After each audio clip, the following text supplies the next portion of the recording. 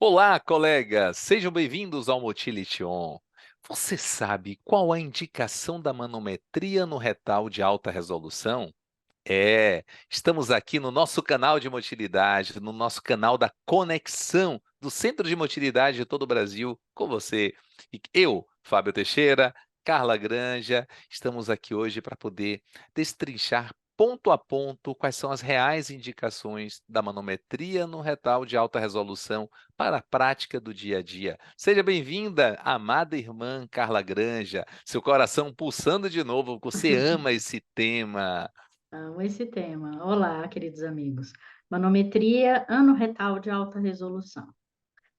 Da mesma forma que eu falei da manometria esofágica, né, da convencional e da alta resolução, a manometria anorretal de alta resolução, ela traz a vantagem da gente poder ver segmentos afins funcionando do ponto de vista pressórico, de forma simultânea, né? Então, com o maior número de sensores dispostos ali ao longo dos 6 centímetros que a gente utiliza para análise do canal anal e também do reto baixo, a gente consegue ver na manometria de alta resolução esse funcionamento desses dois segmentos que são tão fundamentais para a gente estudar os distúrbios de evacuação e os distúrbios de continência, né?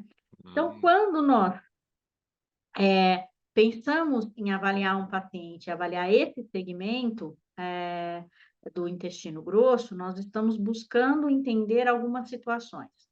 Então, se esse paciente tem alguma dificuldade de conter as fezes, ou seja, se ele perde fezes sem querer, perde resíduos fecais ou gases sem querer, então a gente consegue entender melhor a fisiopatologia do que está acontecendo no canal anal através da manometria, né, anorretal.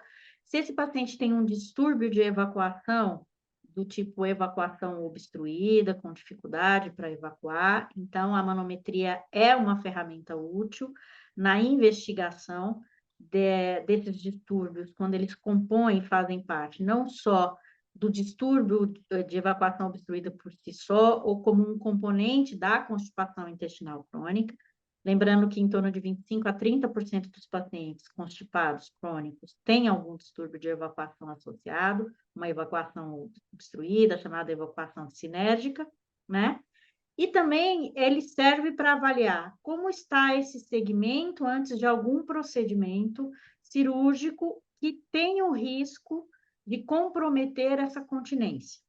Então, antes de fazer um procedimento, por exemplo, de doença, tratamento cirúrgico de doença hemorroidária, tratamento da fissura anal. Então, antes, no pré-operatório, a avaliação desses componentes, principalmente se existem outras questões clínicas relacionadas, então, são pacientes multíporas, pacientes diabéticos, pacientes que têm alguma doença, por exemplo, com comprometimento da coluna vertebral. Então, esses pacientes que têm um maior risco de evoluir para uma incontinência fecal pós um procedimento cirúrgico, como diria o Fábio, não só juridicamente, mas principalmente para o bem do paciente, é fundamental que a gente entenda muito melhor como está o funcionamento desse segmento, né, Fabinho? Carla, você falou bem. Bem-estar para o paciente. Imagine o sofrimento, o grau realmente de constrangimento do paciente que não esteja com a continência. E você colocou uma balança para um paciente como esse. Aquele paciente que tem alteração do fluxo do conteúdo fecal e o paciente que está com alteração da continência do fluxo. E quando a gente pega esses dois moldes cada vez mais interrelacionados com a complexidade neurosensorial, a percepção cada vez mais psicológica que esses pacientes passam a ter, e o quanto que isso representa numa retroalimentação no eixo cérebro-intestino para o paciente, o quanto que gera mecanismo de ansiedade, de depressão, de angústia e principalmente de limitação social.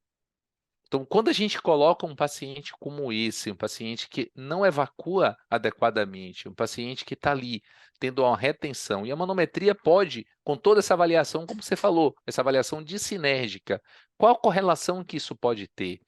Como é que eu posso orientar um tratamento do meu paciente? E hoje os consensos, né, Cal, cada vez mais traz a manometria como uma evidência na mudança de conduta, ou no direcionamento da conduta. E do outro lado, a continência. Eu acho que a manometria, Cal, assim como a manometria esofágica, além do encantamento das cores, o encantamento da gente poder fazer um diagnóstico mais reprodutível, utilizando todas as nossas classificações, também nós podemos, assim, fazer para o paciente um dado fisiológico que ele possa ter realmente uma luz e uma complementação terapêutica. Concorda comigo? Concordo plenamente, assim. E a manometria no retal, ela realmente é um exame, a de alta resolução, ela é um exame que ele traz, ela é menos desconfortável, porque ela realmente permite que a gente posicione a sonda a 6 Sim, centímetros da borda anal e mantenha ela naquela posição, sem a necessidade de tracionar a sonda e reposicionar a sonda ao longo do exame, como era feito na convencional. Então, assim, apesar da gente aplicar técnicas que tentava diminuir ao máximo esse efeito da movimentação da sonda, no desconforto e também nos artefatos gerados no exame, a alta resolução traz essa vantagem de você deixar a sondinha parada, né, naquela posição e ver os segmentos funcionando de forma simultânea. Isso traz também uma questão que eu acho que é muito interessante da alta resolução, é a forma como nós passamos a ver a importância do não que a gente não soubesse disso, mas tinha que ver de forma separada, medir de forma separada e ver a coisa acontecendo de forma simultânea, por exemplo, qual é o componente de pressão dentro do reto, no momento em que está sim. ocorrendo o esforço evacuatório e o comportamento do esfíncter naquele momento, se o esfíncter relaxa, se ele relaxa de forma incompleta, ou se ele, por exemplo, contrai ao invés de relaxar. Isso traz uma informação que é muito, muito interessante em termos de já ter uma proposta de tratamento.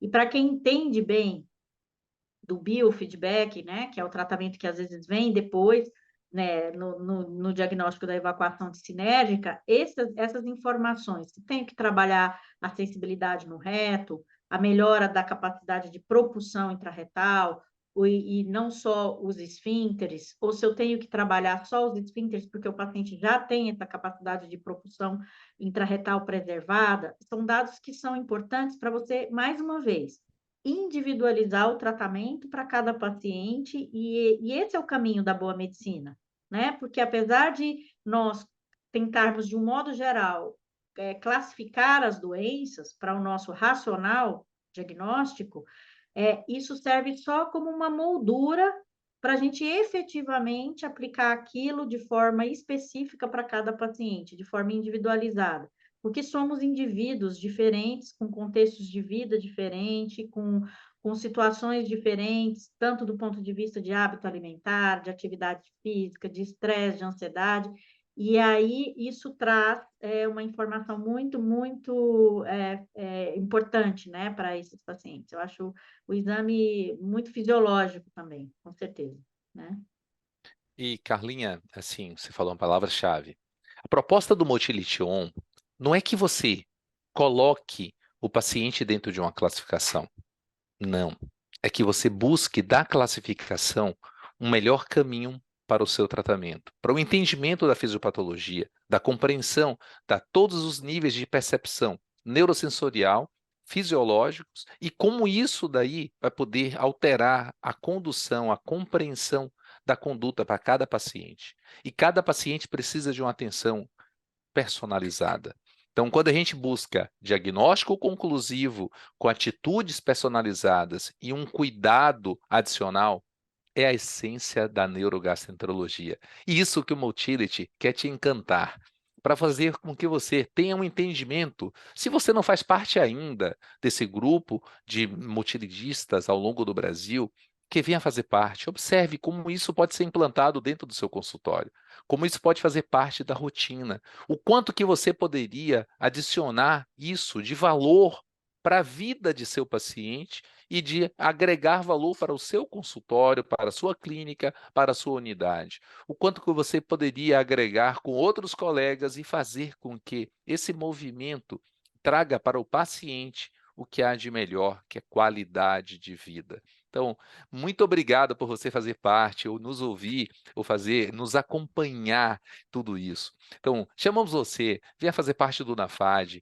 acompanhe todas as nossas redes sociais. Estamos lá no Instagram, no canal do YouTube, esse canal que é uma verdadeira, como Carla falou, é o NAFADflix. Tem lá uma diversidade de assuntos da neurogastroenterologia aplicáveis com grandes mestres espalhados de todo o Brasil, compartilhando experiências de grandes centros para o dia a dia, para a prática, o que há de mais moderno da evidência e para o mais prático na sua conduta. E o Motility faz essa conexão com você. Então, venha fazer parte desse mundo, venha fazer parte dessa paixão que é a motilidade digestiva. Não é isso, Carlinha?